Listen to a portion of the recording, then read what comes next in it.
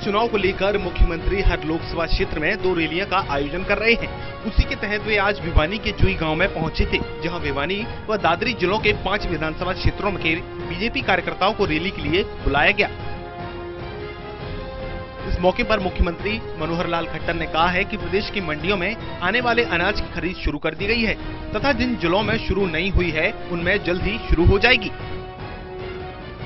चाहे उन्होंने मजाक उड़ाया हो हमारे प्रधानमंत्री नरेंद्र मोदी जी का, चाहे उन्होंने कभी उनको मौत का सौदागर कहा, उसका जवाब हमने दिया। कभी चाय वाला उन्होंने कहा करके पुकारा। अब चाय वाला होना कोई बुरी बात थोड़ी है।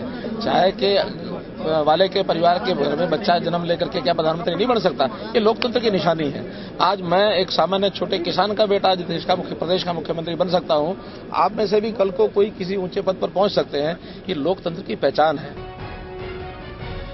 मुख्यमंत्री ने अपने संबोधन में कहा कि केंद्र और राज्य सरकार ने सैनिकों के लिए 1 रैंक 1 पेंशन, जरूरतमंद परिवारों को निःशुल्क गैस कनेक्शन और प्रदेश के 3000 गांवों को बिजली पहुंचाने का कार्य किया है।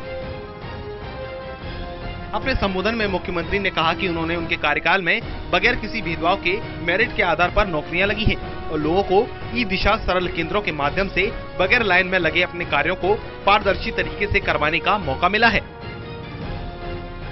हमने जो कुछ आज तक कहा है उसको उसी ढंग से किया है कि जनता को जो जो स्कीमों का लाभ है उनके घर बैठे डीबीटी स्कीम के माध्यम से ये सब मिलना चाहिए।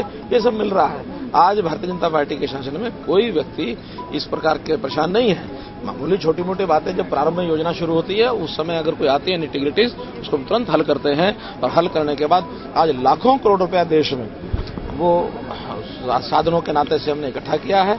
हमारी रिसीट्स बढ़ी हैं, चाहे जीएसटी के माध्यम से बढ़ी हैं, चाहे नोटबंदी के माध्यम से लोगों ने अपने रोजगार का अपने कारोबार का प्रकार बदला है तो उसमें से चाहे टैक्स आए हैं, इन सब चीजों के माध्यम से वो लाखों करोड़ रुपया जनता के हित में खर्च किया जा रहा है, आगे किया जा रहा है। मुख्यमंत्री ने कहा कि जल्द ही हरियाणा में सभी सीटों पर बीजेपी के प्रत्याशी घोषित कर दिए जाएंगे। उन्होंने कहा कि हरियाणा में 6ठे चरण में चुनाव है, इसीलिए प्रत्याशी घोषित करने के लिए अभी पर्याप्त समय बचा हुआ है। साथ ही खट्टर ने कहा कि उन्हें उम्मीद है कि जनता पिछली सरकारों के मुकाबले विकास कार्यों की तुलना को देखते हुए बीजेपी को वोट देने में काम करेगी। वहीं राहुल गांधी द्वारा प्रदेश में यात्रा निकाले जाने के मुद्दे पर उन्होंने कहा कि लोकतंत्र में कोई भी व्यक्ति यात्रा निकाल सकता है, अंतिम निर्णय मतदाता को ही लेना होता है।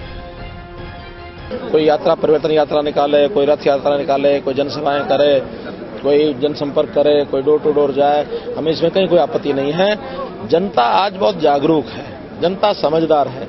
जनता पिछले कांग्रेस के समय के जो राज का हिसाब किताब या इंडियन नेशनल लोकदल का जो राज का हिसाब किताब वो सारा उन्होंने देखा है और अब भारतीय जनता पार्टी का भी हरियाणा का 4.5 साल का राजकारण उन्होंने देख लिया है। केंद्र की 5 साल की हमारी उपलब्धियां, नरेंद्र मोदी का काम करने का तरीका ये जनता ने देख लिया है। इसलिए अब जनता को तुलना करके आने वाले समय में 12 मई को निर्णय करना है कि अगली सरकार किसकी आएगी।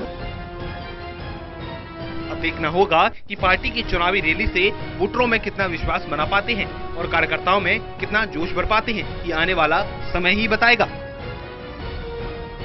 टोटल न्यूज के लिए भिवानी से इंद्रवेश दोहन की रिपोर्ट।